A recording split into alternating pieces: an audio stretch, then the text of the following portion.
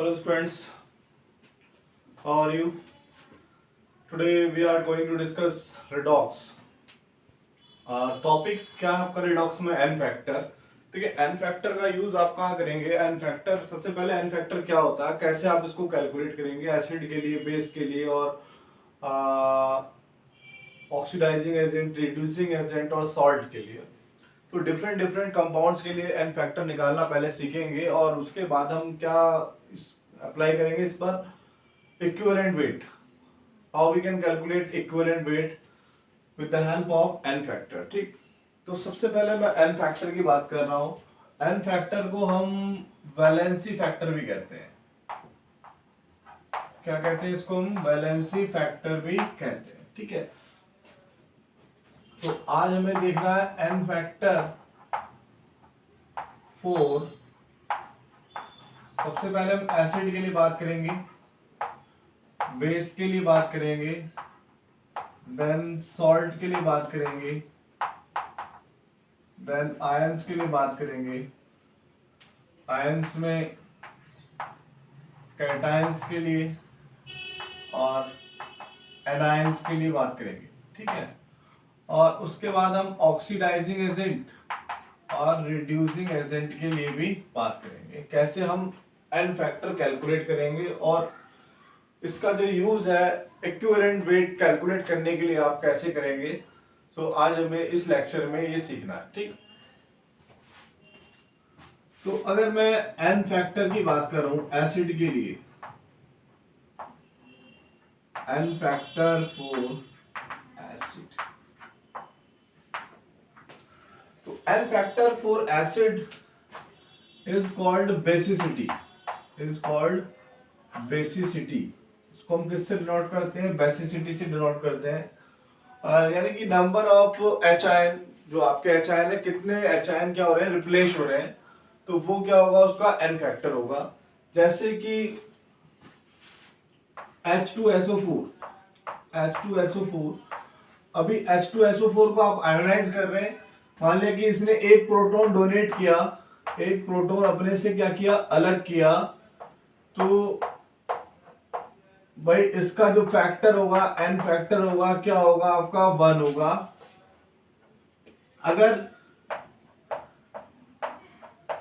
अगर ये अपने से दो प्रोटॉन को अलग कर रहा है, कितने प्रोटॉन को अलग कर रहा है, दो प्रोटॉन को अलग कर रहा है, तो इसका n फैक्टर कितना होगा, यहाँ पर 2 होगा. ठीक है, तो इसकी जो बेसिसिटी होगी वो कितनी होगी, इसकी यहाँ पर 2 होगी. ठीक, तो ऐसे ही हम यहाँ देख सकते हैं HCl का n फैक्टर कितना होगा, HCl का n फैक्टर कितना होगा भाई, 1 होगा. HNO3 का n फैक्टर की बात करें, H प्लस और NO3 negative charge, n factor 1 होगा. एसिटिक एसिड की बात करें,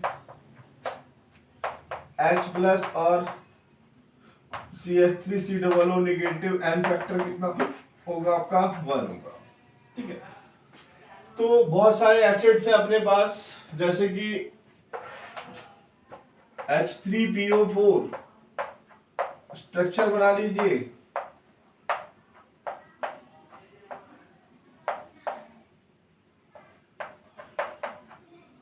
कितना होगा भाई इसका n फैक्टर, कितने एसिडिक हाइड्रोजन है यहाँ पर भाई, एसिडिक हाइड्रोजन कितने हैं, 3 है, तो n फैक्टर कितना हो गया, 3 हो गया. ठीक है, तो इस तरह से आप n फैक्टर कैलकुलेट करेंगे एसिड्स के लिए. आगे हम बात करते हैं अभी और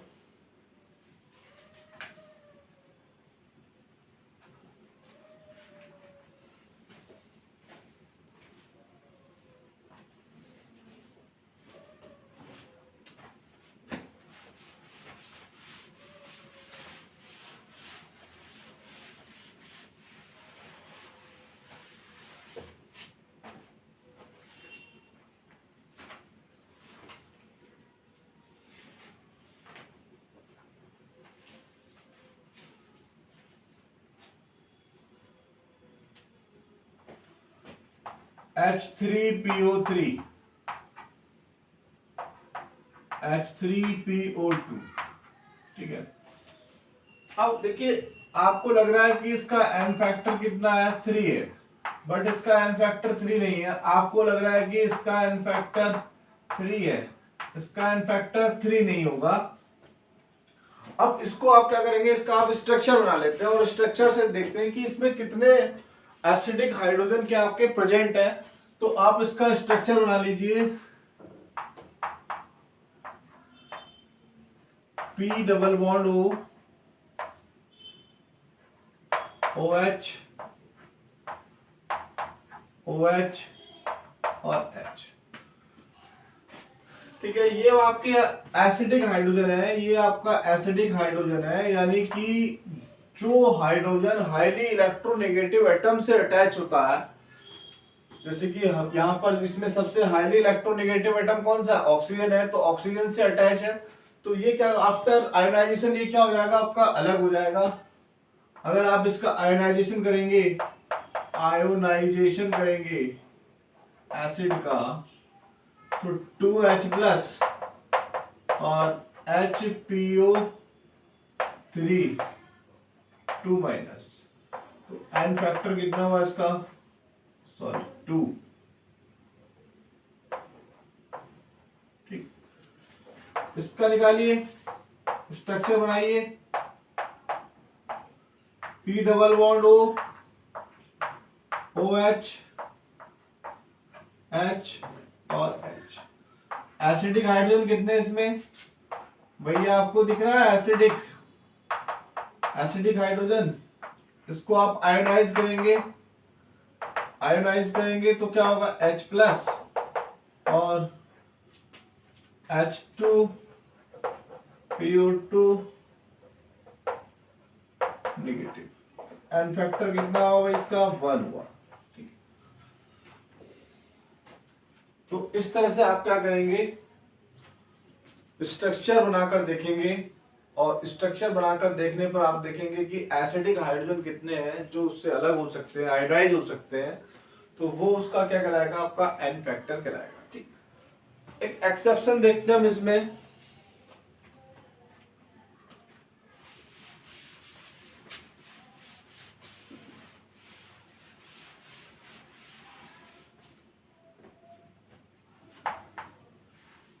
H3BO3।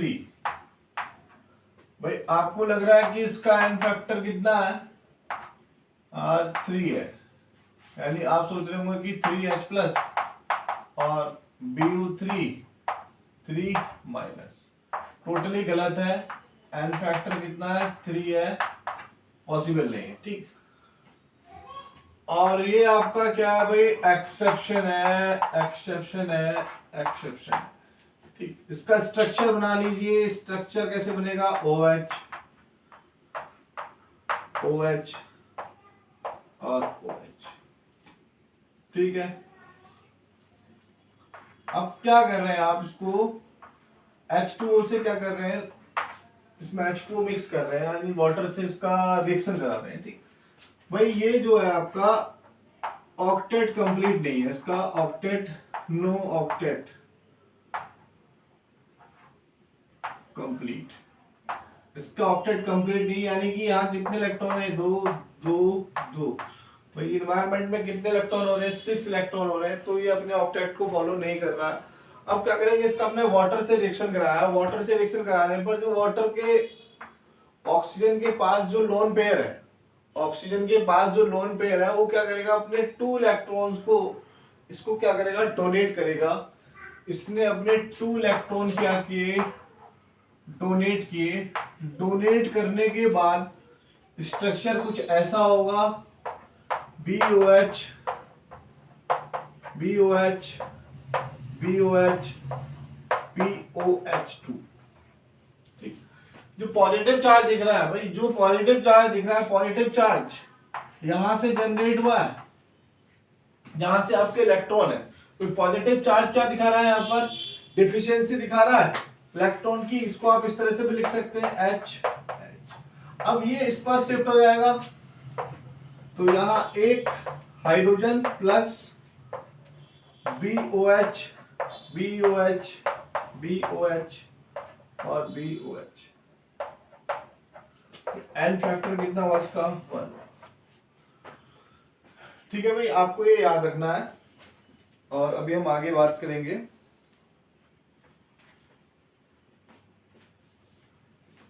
एन फैक्टर बराबर एस बेसिक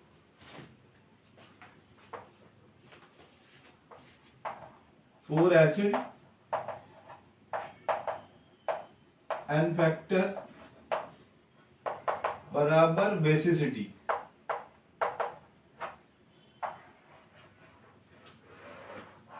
ठीक है, चलिए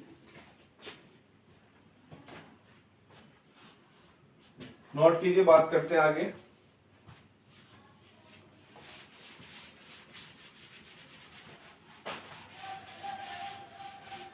देखिए, अब आपका लुईस एसिड और लुईस बेस, चलिए ठीक है, आपका ये तो बेस के लिए हो गया और इस एसिड के लिए हो गया। अब एन फैक्टर फोर बेस, किसकी बात कर रहे हैं आप? बेस की बात कर रहे हैं। यानी बेस के लिए एन फैक्टर क्या होगा? तो जितने OH, कोई भी बेसिक मॉलिक्यूल, कोई भी बेस जितने OH अपने से अलग करने की टेंडेंसी रखता है, तो उसका जो एन फैक्टर होगा उसी के बराबर होगा।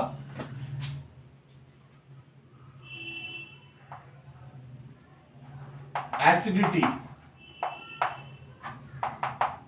उसके बराबर एन फैक्टर के फोर बेस। जैसे NaOH है, Na+OH, आपने इसको आयोनाइज किया तो कितने आपको मिल रहे हैं OH? कितने मिल रहे हैं? कितने OH मिल रहे हैं आपको? यहां पर एक OH मिल रहा है जो अलग हो रहा है इससे, MgOH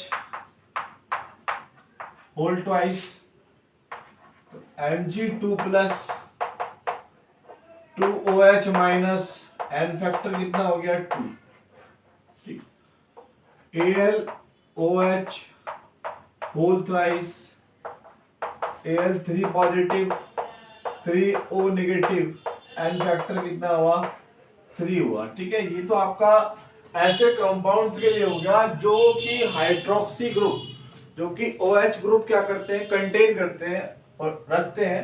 अब ऐसे बेस जिसमें OH ग्रुप नहीं है, आप कैसे पता लगाएंगे कि ये बेस होगा? ठीक है, इसको नोट कीजिए, आगे बात करते हैं।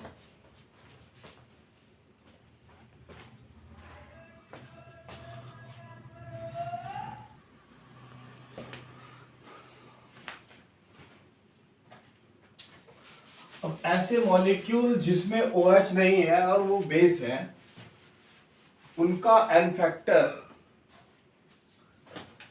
जैसे NH3, NH3 क्या आपका बेस है? कौन सा बेस है? लुईस बेस है। ठीक है, लुईस बेस वो बेस होते हैं donate lone pair electron, donate lone pair electron. अब लोन पेयर की बात, भाई लोन पेयर की बात, कौन से electron? Non bonding, non bonding.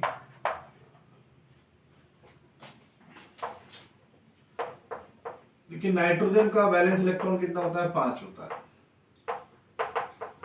ठीक है, बॉन्डिंग पढ़ रहे हैं आप थोड़ी देर के लिए। अब 5 बैलेंस इलेक्ट्रॉन आप नाइट्रोजन के ऊपर लगा दीजिए, 2, 3, 4 और 5। यहां से एक हाइड्रोजन ने शेयरिंग की, यहां से एक हाइड्रोजन ने अपना इलेक्ट्रॉन देकर शेयरिंग की, यहां से एक हाइड्रोजन ने अपना इलेक्ट्रॉन देकर शेयरिंग की। तो यहां सिंगल बॉन्ड बना, यहां सिंगल बॉन्ड, यहां सिंगल बॉन्ड। तो नाइट्रोजन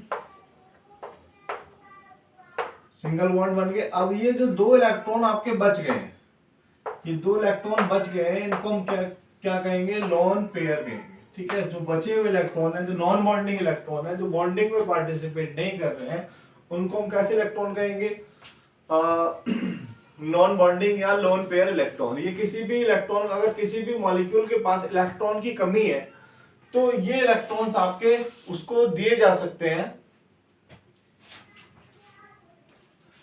अब देखिए कैसे एन फैक्टर डिसाइड करें।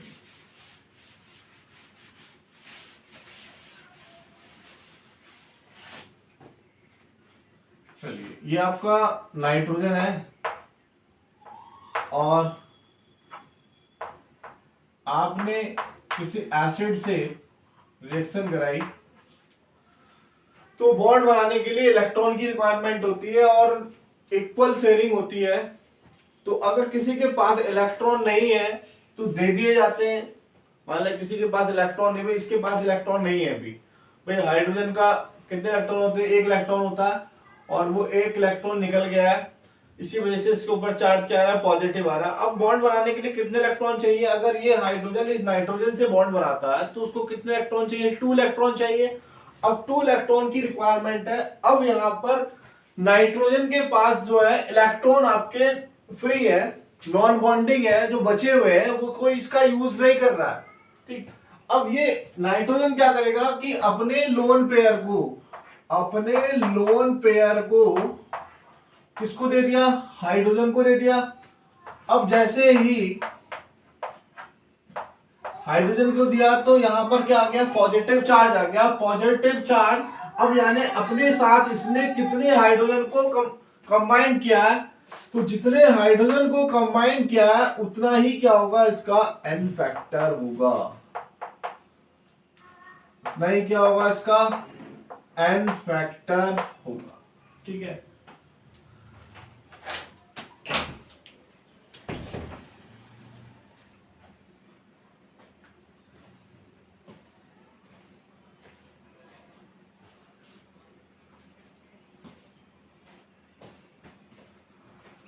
अगर कुछ इस तरह से मॉलिक्यूल है NH2 और यहाँ लोन पेयर है, यहाँ लोन पेयर है, आप इसकी 2 हाइड्रोजन से रिएक्शन करा रहे हैं, ठीक है। 2 मोल्स यहाँ पर H आयंस है, तो एक यहाँ चला जाएगा NH3 प्लस और दूसरा जाएगा NH3 प्लस, तो एन फैक्टर कितना हो गया भाई, इसका 2 हो गया, ठीक है। तो ये आपका बेस के लिए था एन फैक्टर। अब आयंस के लिए पढ़ेंगे, कैटायंस के लिए पढ़ेंगे, ऑक्सीडाइजिंग एजेंट के लिए पढ़ेंगे और रिड्यूसिंग एजेंट के लिए भी हम आगे पढ़ेंगे, ओके। चलिए,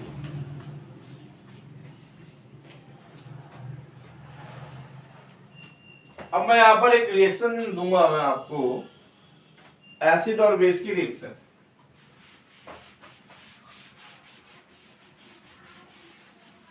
मान लेते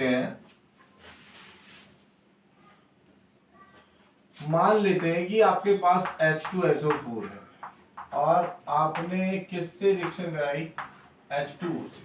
भाई ये आप जानते हैं अच्छी तरह से किंग ऑफ एसिड है और ये आपका बेस है। एक एसिड है तो दूसरा बेस है। भाई ब्रॉन्स्टेन लॉरी एक साइंटिस्ट हुए हैं जिन्होंने बताया कि जो प्रोटॉन डोनेट करेंगे, जो प्रोटॉन किसी को डोनेट करेंगे वो एसिड कहलाएंगे और जो प्रोटॉन को एक्सेप्ट करेंगे वो क्या कहलाएंगे, आपके बेस कहलाएंगे, ठीक है। तो अभी क्या है, बेस है, इसने अपना एक प्रोटॉन दे दिया, एक प्रोटॉन इसने इसको दिया, तो यहाँ पर HSO4 नेगेटिव और यहाँ क्या आएगा आपका H3O positive.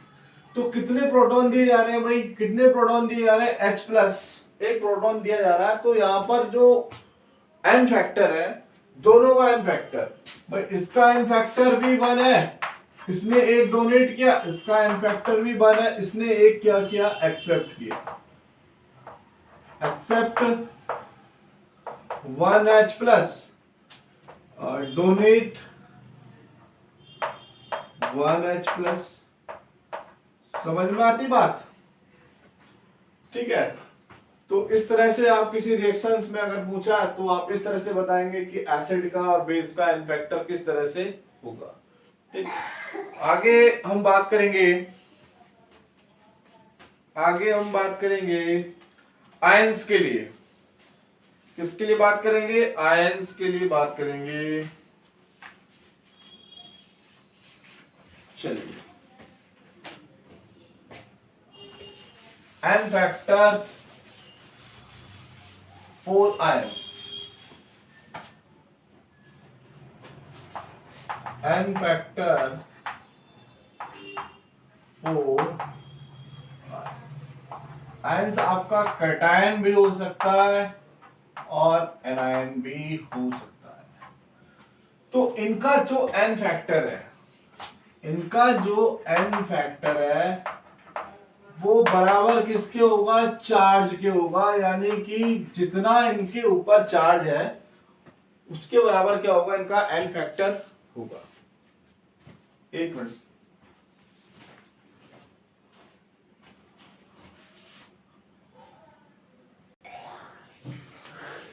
Now we are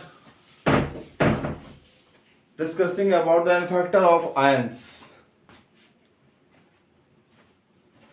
n factor for ions. ions के लिए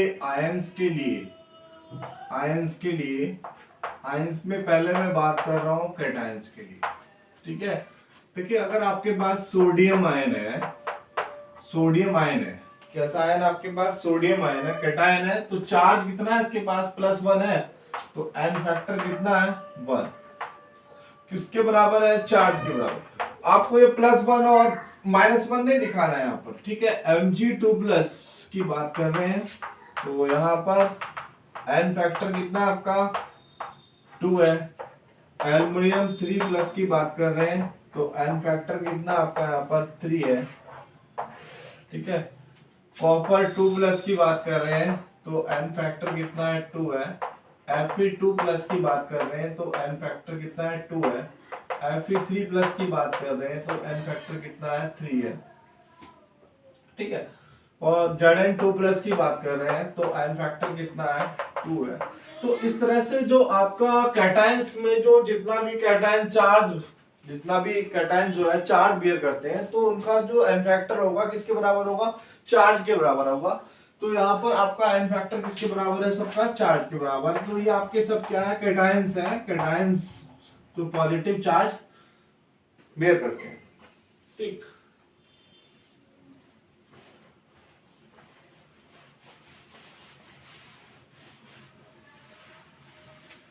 n factor for anions, n factor for anions, n factor for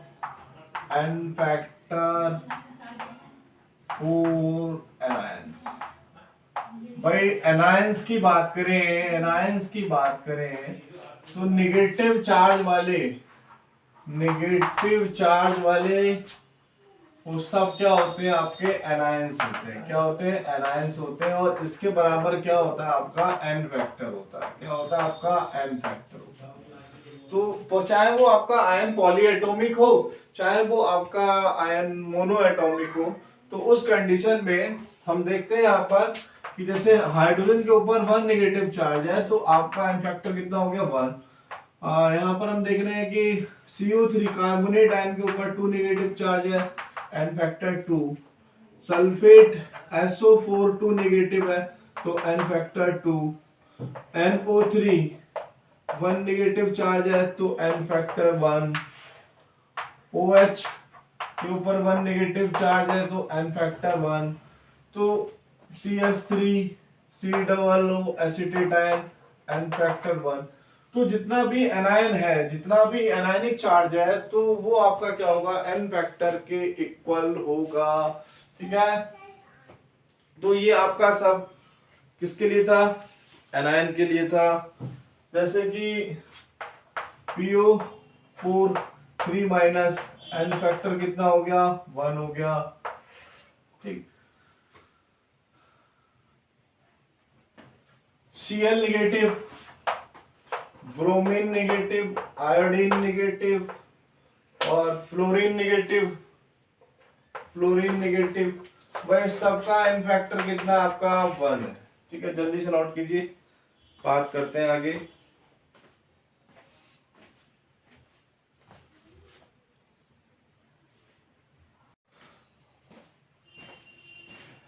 चलिए, आपका एक एन फैक्टर हो गया एनायंस के लिए, आयंस के लिए, कैटायंस के लिए हम बात कर रहे थे। अब सॉल्ट के लिए बात करेंगे। सॉल्ट के लिए एन फैक्टर की वैल्यू क्या होगी, सॉल्ट,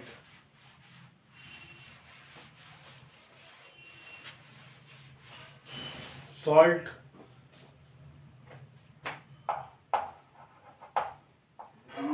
सॉल्ट के लिए एन फैक्टर, ठीक है। तो यहां पर आपके पास NaCl है, सॉल्ट है भाई, NaCl सॉल्ट है। इसको तोड़ लीजिए Na प्लस और Cl माइनस, Na प्लस और Cl माइनस। तो यहाँ पर कितना निगेटिव है, 1 निगेटिव और 1 पॉजिटिव, भाई दोनों बराबर है। भाई निगेटिव कितना है, पॉजिटिव चार्ज कितना है 1 और नेगेटिव चार्ज कितना है,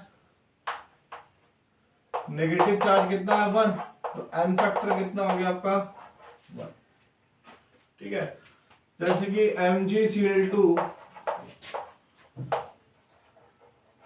Mg2 plus 2Cl negative, 2 positive है और 2 नेगेटिव है, एन फैक्टर कितना हो गया आपका 2 हो गया, ठीक है। जैसे कि Al2O3 तो 2Al3 प्लस और 3O2 माइनस, कितना पॉजिटिव है, 2 3 जा 6, 3 2 जा 6, एन फैक्टर कितना हो गया आपका 6, ठीक है। तो आप इस तरह से एन फैक्टर की वैल्यू कैलकुलेट करेंगे। जैसे CuCl2 के लिए एन फैक्टर 2, FeCl2 के लिए एन फैक्टर 2, FeCl3 के लिए एन फैक्टर 3, ठीक है। तो इस तरह के जितने भी सॉल्ट आपको दिख रहे हैं, जैसे CaCl2 Ca2 प्लस और 2Cl नेगेटिव, यहां से भी 2, यहां से भी 2, एन फैक्टर कितना हो गया आपका 2 हो गया, ठीक है। HgCl2 एन फैक्टर कितना होगा 2 के बराबर होगा, ठीक है।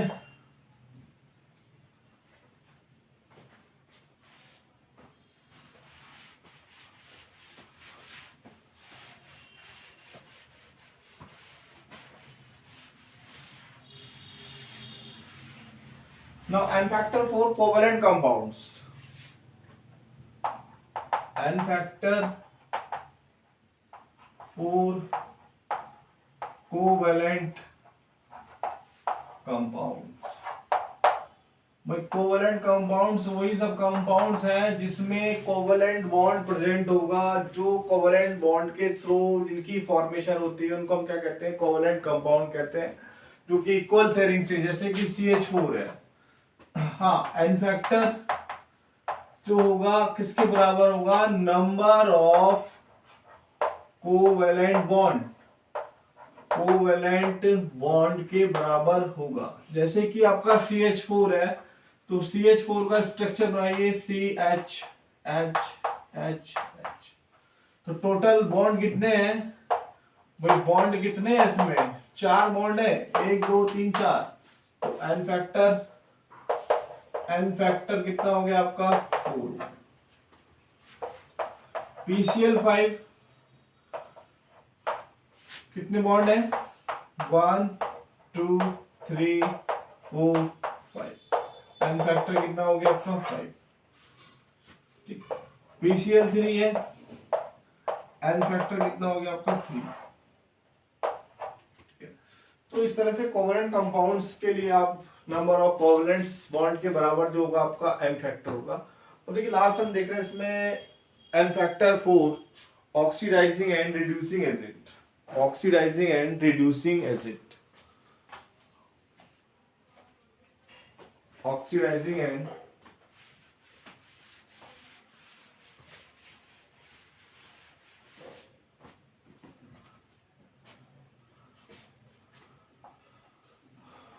oxidizing and reducing agent, ठीक है। तो एन फैक्टर की बात करेंगे भाई, आपके रिडॉक्स रिएक्शन में दो टाइप के एजेंट हैं, एक आपका ऑक्सीडाइजिंग एजेंट, दूसरा आपका रिड्यूसिंग एजेंट। इसको भी पूरे लिख देते हैं, ऑक्सीडाइजिंग। तो यहाँ जो एन फैक्टर है, यहाँ जो एन फैक्टर है तो वो किसके बराबर होगा, गेन ऑफ इलेक्ट्रॉन। यहां जो होगा आपका n factor, loss of electron पर मोल। ठीक है,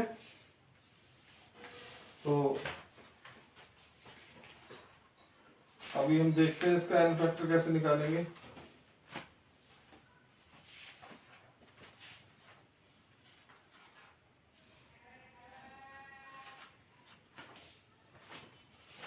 चलिए एक क्वेश्चन कर लेते हैं भाई।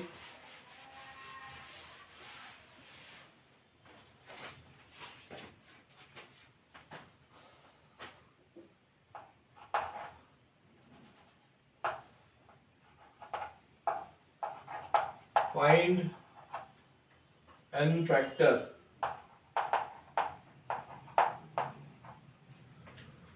For oxidising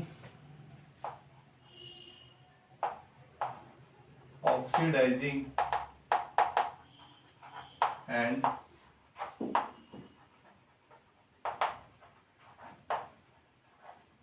reducing agent. ठीक है, रिएक्शन क्या आपकी MnO4 negative plus Fe2 plus H plus Fe3 plus plus Mn2 plus और प्लस आपका H2।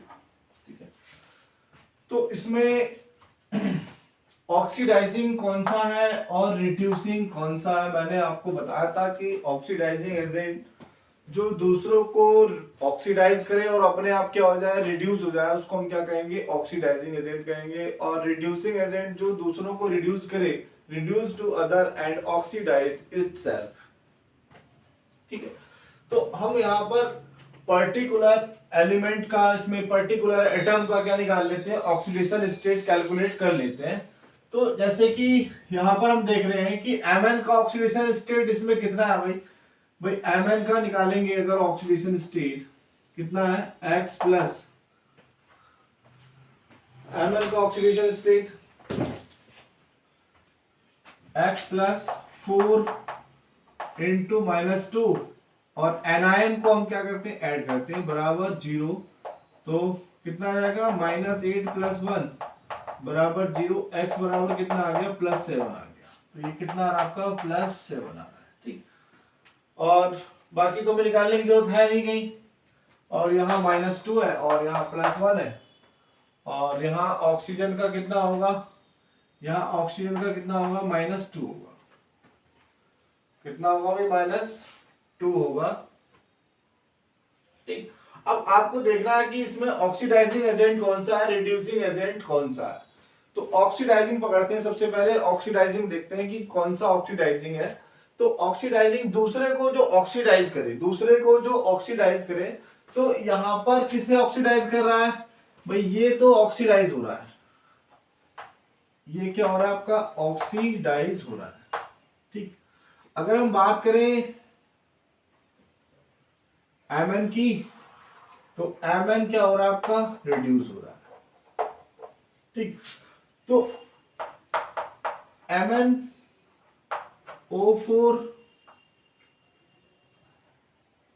माइनस में जो Mn का एन फैक्टर, जो ऑक्सीडाइजिंग एजेंट कौन है यहाँ पर, MnO4, तो इसका जो एन फैक्टर है, इसका जो एन फैक्टर है वो किसके बराबर है भाई, कितने इलेक्ट्रॉन गेन कर रहा है भाई। देखिए यहाँ पर +7 है, यहाँ पर क्या आपका +7 है और यहाँ पर कितना आपका +2 है, तो दोनों का डिफरेंस कितना है, 5 है, 5 इलेक्ट्रॉन। कितना है, 5 इलेक्ट्रॉन। यानी कि इसने जो है 5 इलेक्ट्रॉन क्या किए हैं, गेन किए हैं। तो इसका जो एन फैक्टर होगा किसके बराबर होगा, 5 के बराबर होगा। ठीक, अगर आप Fe2+ की बात करते हैं तो इसका जो एन फैक्टर होगा, अब ये कितने इलेक्ट्रॉन को लूज कर रहा है भाई, यहाँ पर ऑलरेडी 2 इलेक्ट्रॉन तो इसने लूज कर रखे हैं और 1 इलेक्ट्रॉन और लूज किया, तो इस पर चार्ज कितना आ गया, 3 पॉजिटिव आ गया। तो यहाँ पर जो लूज इलेक्ट्रॉन है वो कितने हैं, 1 है। तो इसका एन फैक्टर कितना हो गया आपका, 1 हो गया। तो ये आपका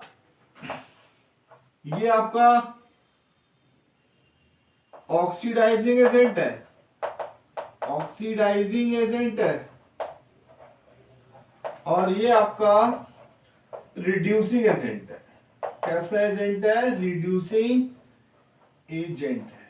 ठीक है, किसको रिड्यूस कर रहा है, Mn को रिड्यूस कर रहा है। तो अब आया आपको समझ में n factor for oxidizing and reducing agent.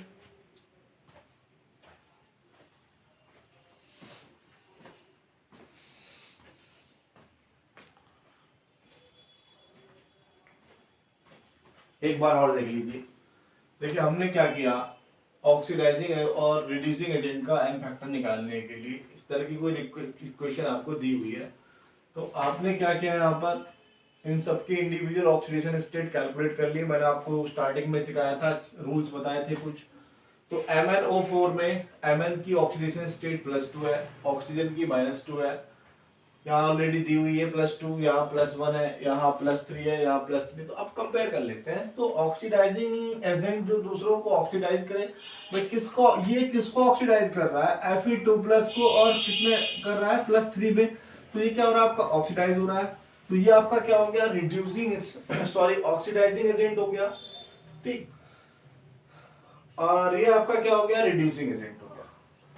ये आपका Ra, ये आपका ओके। अब इसने कितने इलेक्ट्रॉन, यहाँ ऑक्सीडेशन नंबर कितना है, +7 है, यहाँ कितना है, +2 है। तो कितने इलेक्ट्रॉन ये गेन कर रहा है भाई, इसने 5 इलेक्ट्रॉन क्या किए, गेन किए। भाई ऐसा समझो कि यहाँ पर +7 चार्ज है, कितना +7 चार्ज है, और आपने यहाँ पर कितने इलेक्ट्रॉन ऐड कर दिए, 5 इलेक्ट्रॉन ऐड कर दिए। और इलेक्ट्रॉन के ऊपर चार्ज कितना होता है, माइनस होता है, आपको बताया गया था। तो +7 और -5 बराबर कितना हो गया, +2। तो यहाँ चार्ज कितना आ गया आपका, +2।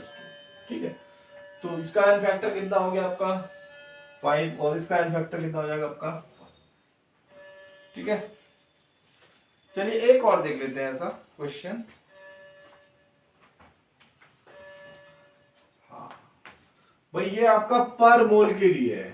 इसके लिए एक बात और बतानी मैं भूल गया, आपका पर मोल के लिए है ये, पर मोल। अगर यहाँ पर 2 मोल होते, अगर यहाँ पर जैसे कि Mn2 होता तो मल्टीप्लाई क्या हो जाता, आपका 2 हो जाता। अगर यहाँ पर Fe2 होता नीचे, तो आपका मल्टीप्लाई क्या हो जाता है, 2 हो जाता है। ठीक,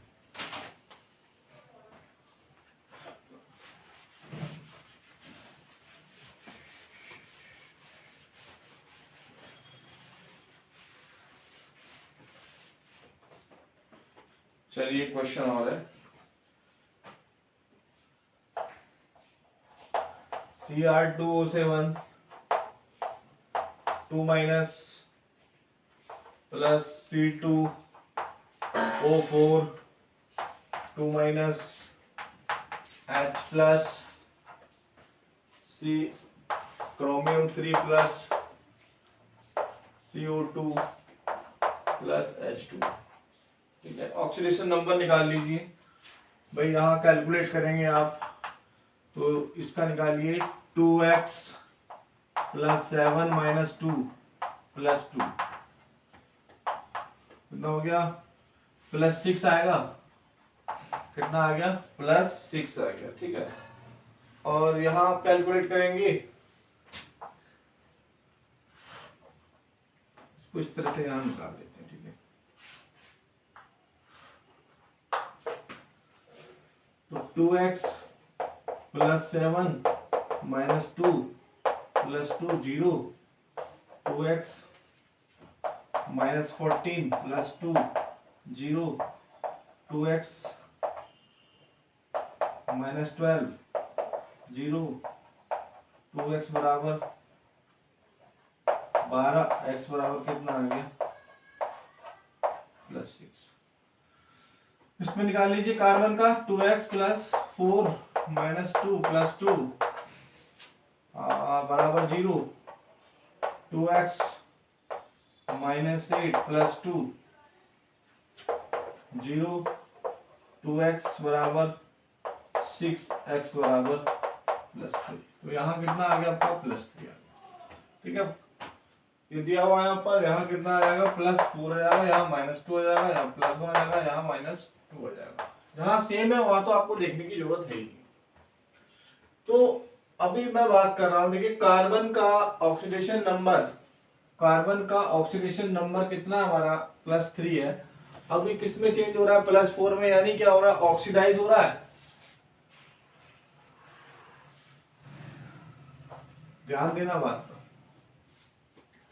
तो यहां पर लूज इलेक्ट्रॉन कितने हो गए भाई 1। ठीक, अभी मैं इसको देख रहा हूं, यहां पर कितने हो गए लूज, सॉरी गेन इलेक्ट्रॉन कितने हो गए प्लस 3। ठीक, अब एन फैक्टर देख लीजिए, एन फैक्टर एक मिनट, एन फैक्टर कितना होगा भाई इसका, कितने इलेक्ट्रॉन यहाँ क्रोमियम के लिए देख रहे हैं ना, इसमें देख रहे हैं Cr2O7 2 माइनस, एन फैक्टर कितना होगा, कितना चेंज हुआ है 3 इलेक्ट्रॉन, और यहां पर कितने मोल है 2 मोल है, तो कितना हो गया 6, और Cr2O7 2 माइनस के लिए एन फैक्टर कितना चेंज है 1 इलेक्ट्रॉन का चेंज है, और कितने हैं यहाँ पर 2 कार्बन है, 1 इंटू 2 बराबर 2। ठीक है, तो इस तरह से आप एन फैक्टर कैलकुलेट करेंगे। यहाँ पर ये 2 क्रोमियम है भाई, ये 2 क्रोमियम। ठीक है, यहाँ पर ये 2 कार्बन है। ठीक, जल्दी से नोट कीजिए।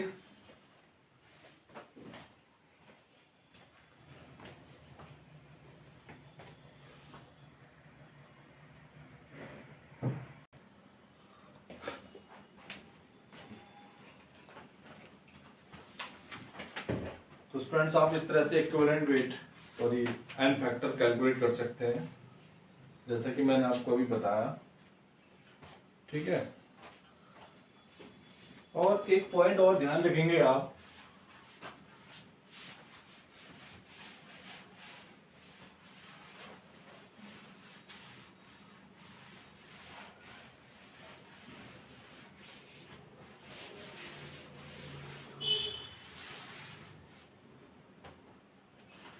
ठीक है, एन फैक्टर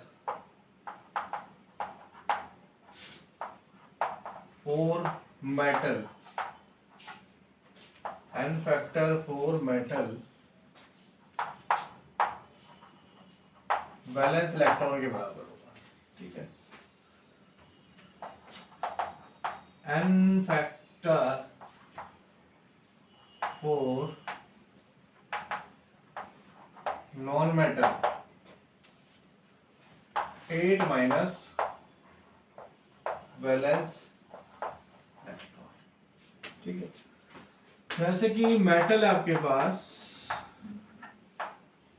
सोडियम है, क्या है भाई सोडियम आयन। तो लास्ट सेल में जो इलेक्ट्रॉन होते हैं वो क्या होते हैं आपके वैलेंस इलेक्ट्रॉन होते हैं। जैसे 1s2 कितना होता है 11, 1s2 2s2 2p6 3s2 3s1। तो लास्ट सबसेल में जो इलेक्ट्रॉन्स है वो क्या होंगे आपके वैलेंस इलेक्ट्रॉन। ठीक, तो ये आपका क्या हो गया n फैक्टर हो गया। ठीक है, दूसरा जैसे मैग्नीशियम है 12, 1s2, 2s2, 2p6, 3s2। तो आपका इसमें लास्ट सेल में लास्ट सब सेल में इलेक्ट्रॉन कितने आ गए 2, तो n फैक्टर कितना हो गया आपका 2। ठीक है, नॉन मेटल की बात करें, non metal oxygen 6 electron 1s2, 2s2, 2p6, 2p4। तो लास्ट दो सब सेल है इसमें, तो इनका जो वैलेंस इलेक्ट्रॉन है कितना हो गया 2 + 4 = 6। तो n फैक्टर 8 - 6 कितना आ गया 2। इस तरह से आप निकाल सकते हैं। वैलेंस इलेक्ट्रॉन देख लीजिए कैसे पता करेंगे।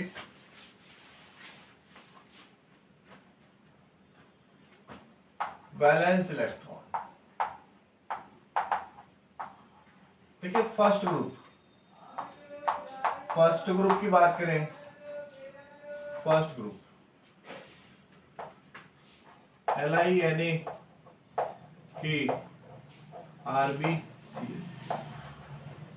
इनके वैलेंस इलेक्ट्रॉन हमेशा 1 होंगे। सेकेंड ग्रुप की बात करें, बेटा मांगे कार स्कूटर बाप रोए या राजी, वैलेंस इलेक्ट्रॉन आपके 2 होंगे। ठीक, इस तरह से आपको याद रखना है ग्रुप वाइज। ठीक है, 13 group, 14 group, 15 group, 16 group, 17 group और 18 ग्रुप। बैंगन, आलू, गाजर इन थैला, boron, aluminium, gallium, indium, thallium, इनके वैलेंस इलेक्ट्रॉन 3। कहे शिव जी सुनो पार्वती। कार्बन, सिलिकॉन, जर्मेनियम और टिन और lead, valence electron 4। Nana Patekar, Asrani सब भिखारी, वैलेंस इलेक्ट्रॉन 5। ठीक है, ओल्ड स्टाइल से टीपो, फिर कल बाहर आई आंटी और हीलियम, हीना, नीना और करीना का एक्सरे रंगी। ठीक है, इसको छोड़कर इसके वैलेंस इलेक्ट्रॉन कितने होते हैं 8 होते हैं। ठीक, तो इस तरह से आपको याद रखना है। जिस ग्रुप में नंबर ले लीजिए 4, 5, 6, 7। तो मैं समझता हूँ आपको एन फैक्टर समझ में आया होगा। अब इससे अगले वीडियो में हम बात करेंगे इक्विवेलेंट वेट कैसे कैलकुलेट करेंगे। किसी भी रिएक्शन में कोई जो भी आपका मॉलिक्यूल पार्टिसिपेट कर रहा है या आइटम पार्टिसिपेट कर रहा है उसका हम कैसे इक्विवेलेंट वेट फाइंड आउट करेंगे। ठीक है, तो आज के वीडियो में हम इतना ही देखेंगे। Thank you so much.